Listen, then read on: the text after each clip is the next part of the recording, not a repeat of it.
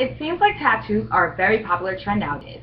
What used to be the property of sailors, outlaws, and bikers is now a popular decoration for many in this generation.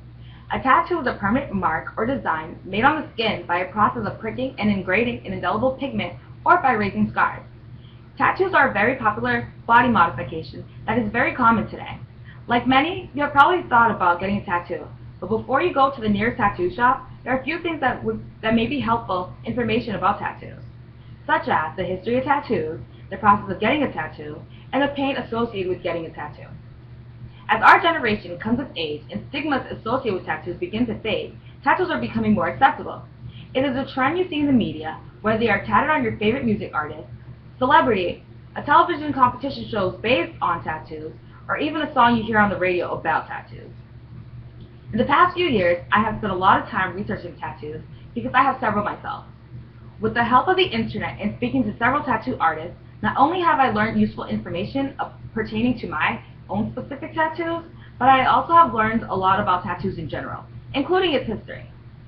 According to the Smithsonian History and Archaeology of Tattoos, the word tattoo comes from the Tahitian word tattoo, which means to mark. Tattoos were first talked about in James Cook records from his 1769 expedition to the South Pacific. And the first evidence of tattoos were found on a mummified Iceman from 3000 BC and Egyptian mummies from 2000 BC.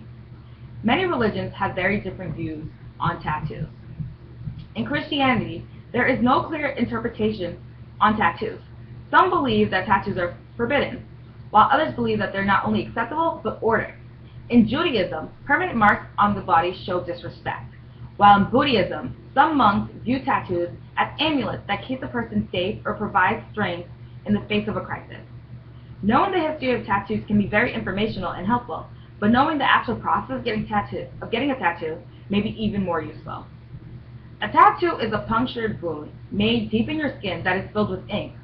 A tattoo is made by penetrating your skin with a needle and injecting ink into the area, creating some sort of design of your choosing. The thing that makes a tattoo so lasting is the fact that they're so deep. The ink is injected into the dermis, which is the second and deeper layer of skin. Dermis cells are very stable, so the tattoo is practically permanent. Tattoos are drawn onto the skin with a machine called a tattoo gun. The gun punctures the skin with a needle several thousand times per minute. You can find more information about the process of getting a tattoo on tattoo.about.com. Tattoo guns and high-powered needles may sound very frightening to some. So the most common question that people ask me about my tattoos is, how much did it hurt? Well, the level of pain varies on multiple things, such as your own personal pain threshold, how good the tattoo artist is with the machine, and the location of the tattoo. Most of the time, places with more fat do not tend to hurt as bad as places closer to the bone. The most painful areas on your body would be your head, your neck, your hands, your spine, and your ankles.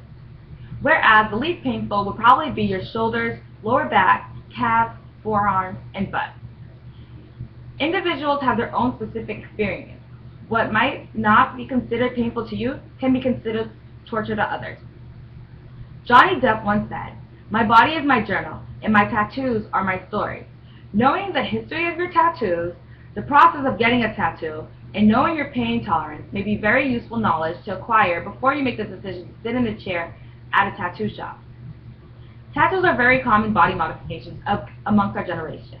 And as Jack London once said, "Show me a person with a tattoo, and I'll show you a person with an interesting past." Thank you.